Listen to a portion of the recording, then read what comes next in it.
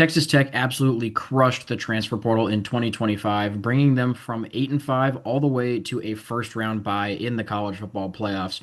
Unfortunately, that bye did not amount to a playoff win, but Texas Tech had a very good season overall and are looking to use some of that momentum that they built last season to carry them into 2026 strong. And let's talk a little bit about that momentum. They went 10 or 12 and 2 last season. We predicted them to go 10 and 2. So we were very close to that prediction in the regular season. They actually went 11 and 1 regular season before winning the Big 12 championship and then losing to Oregon. The projected win total was 8.6 wins. Now, looking at their offseason thus far, they returned six starters on offense, the primary weapons being their backfield, having two of their starting running backs return. Now, we only counted one of them because you can only have one starting running back, but having both of them back, considering it was essentially a two-headed monster of those two being Cameron Dickey and Jacoby Williams. Having both of them back is a great start, not to mention having a good amount of the offensive line return as well. Defensively, that's where Texas Tech made their name last season, and they do have a bunch of those key players leaving for the NFL draft, including the general of that entire defense in Jacob Rodriguez as long as or as well as a good majority of that defensive line, but still have a good amount returning. They have most of their secondary returning or have guys that were getting rotated in also returning that were going to be elevated to starters. So even though they only have those four starters actually returning, they will still be in decent shape. Recruiting wise, number 19 high school recruiting class, so pretty solid, pretty comparable with a lot of the best teams in the country as well. And then once again in the top 10 in the transfer portal. Now it's not the number two transfer portal class they had last season, but number eight is still very respectable and an overall grade of number 14. Now the top additions, it's pretty self-explanatory considering that this has been what Texas Tech has been in the news for, at least in terms of the transfer portal. The biggest addition to replace Baron Morton as their starting quarterback, they bring in Cincinnati starting quarterback Brendan Sorsby, and I think that's going to be a tremendous fit for them. I think he's going to do absolute wonders in this Red Raiders offense.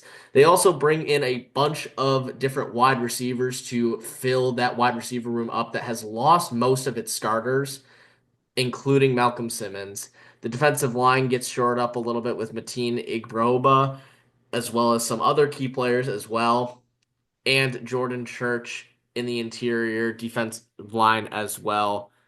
Overall, this is just another fantastic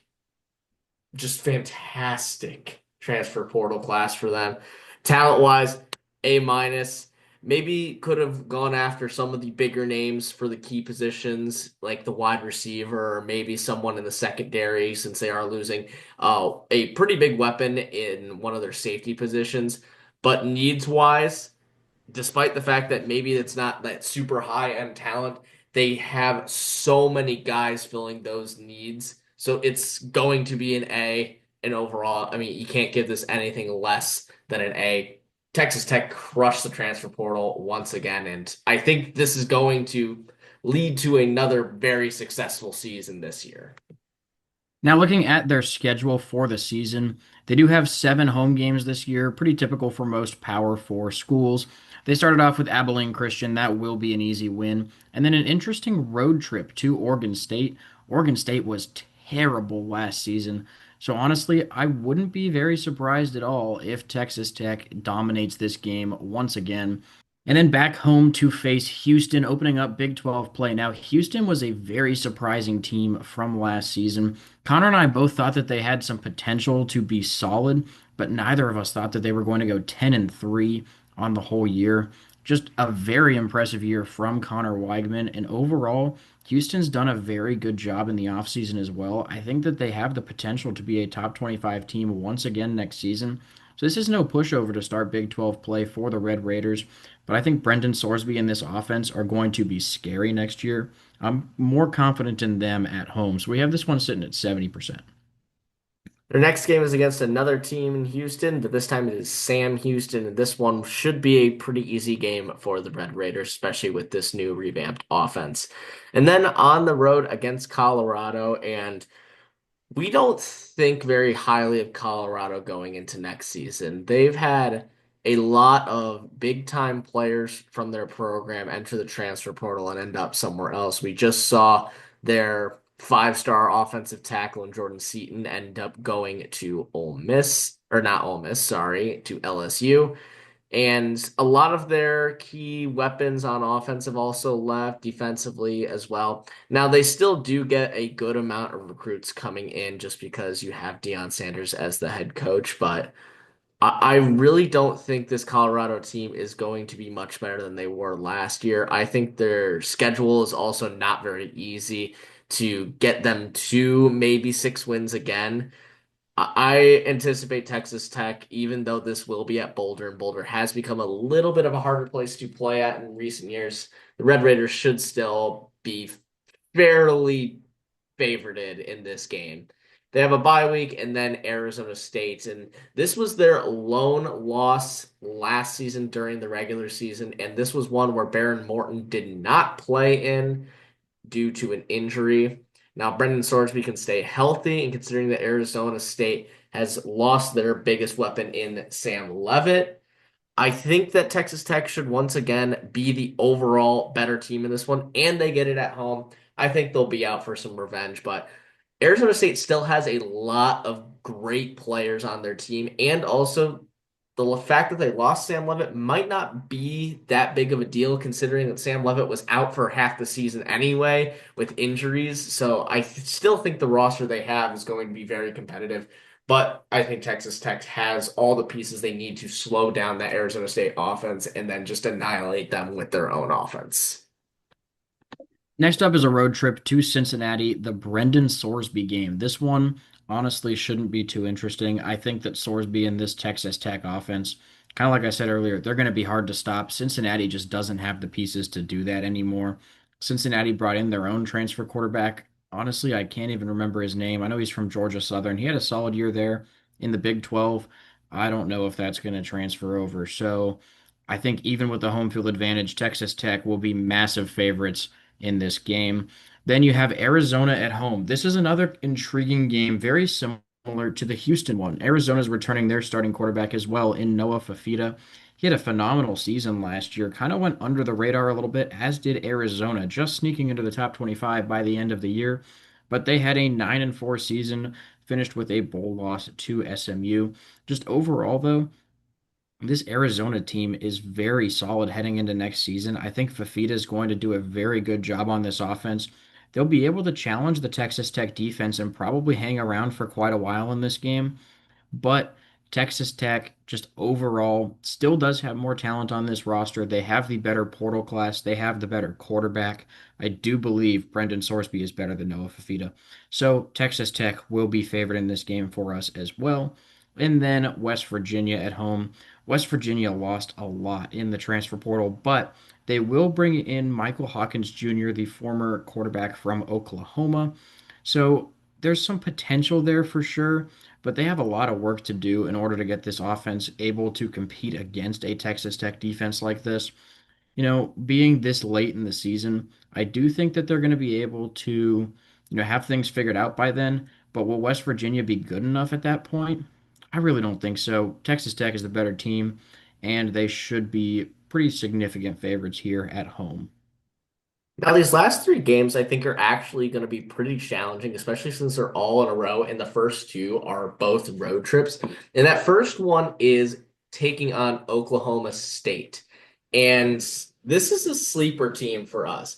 Their transfer portal class has been very, very solid thus far, bringing in the former North Texas quarterback to take over. And we saw how that went last season with Chandler Morris leading Virginia to an ACC title game, which they did ultimately lose, but he was the focal point of that team's success. And if Drew Mestemaker can also replicate that for Oklahoma State, then I think the Cowboys might actually be back after firing their longtime head coach and Mike Gundy and might just get out of the gutter in the Big 12. The fact that it's also at home for them, this is the perfect storyline for an upset game for the Red Raiders here. I still think they're going to be favored because Brendan Sorsby has been playing in the Big 12 already and has a lot of experience, and these weapons he will have around him, I think, are going to be a little bit better. But this is a game to watch out for when November rolls around. And then on the road against Baylor. Now, Baylor was a team that I personally thought was going to be very good last season, and they fell well short of those expectations. And they're losing a lot of the production that they had that I thought was why they were going to be successful last year and ultimately weren't. And they're losing that production from last season as well. So I don't really think Baylor's going to be too difficult of a game, but it is a road trip. Baylor has historically been a pretty decent team, even when they aren't necessarily winning those big games. And especially after a tough game against Oklahoma State on the road, maybe this is one to watch out for, but I do think Texas Tech is just going to be overall the better team. The defense will stop whatever Baylor has coming at them, and I feel pretty confident the Red Raiders will walk out with a win. And then they end the year with TCU. Now, this is probably going to be the most interesting game on their schedule, in my opinion, because TCU is a bit all over the place. They're losing quite a bit of their production from last season. Particularly Josh Hoover is now an Indiana Hoosier, and he was phenomenal the last 2 years as starting quarterback for the Horned Frogs. They're also losing their best wide receiver in Eric McAllister, and that's going to be tough to try and replace the amount of production that he had. Bringing back Jordan Dwyer might help that a little bit, but it's going to be a lot to replace. But they bring in a pretty solid transfer portal class. I'm just going to be interested to see how this new starting quarterback, Jaden Craig, fares in the Big 12, considering that he's coming from the Ivy League at Harvard, but he was very good at Harvard. So if that translates to the next level in the Big 12, where you're playing against guys that are, no offense to the Ivy League and Harvard, but much better than the players you have typically faced the last 3 years, then this could be an interesting game too. But once again, I'm leaning more with the fact that Texas Tech has rebuilt their program through the transfer portal already last season, and I think they're going to have more success this season than TCU doing the exact same thing. So once again, I do think Texas Tech will be favored in this one, but we'll have to see how TCU progresses throughout the offseason and going into the season with their quarterback situation. So our projections for Texas Tech this season going to be 9.55 wins just from adding up all of those percentages. Very early rough estimate. Kind of suggests around 9 or 10 wins, which is somewhat understandable. There's a few tough games on here, but we are going to predict them to go 11-1. I think that they can get through this schedule with just one loss and have a really good shot at making the Big 12 championship game with that record. Their national championship odds sitting at plus 1400, which is good for seventh in the country. Texas Tech really has come a long ways, and it's really been the transfer portal that's got them there. They've done a phenomenal job the past 2 seasons and definitely have a great shot to go far in 2026. So, thank you guys for watching. Please make sure to like and subscribe, and we'll see you in our next video.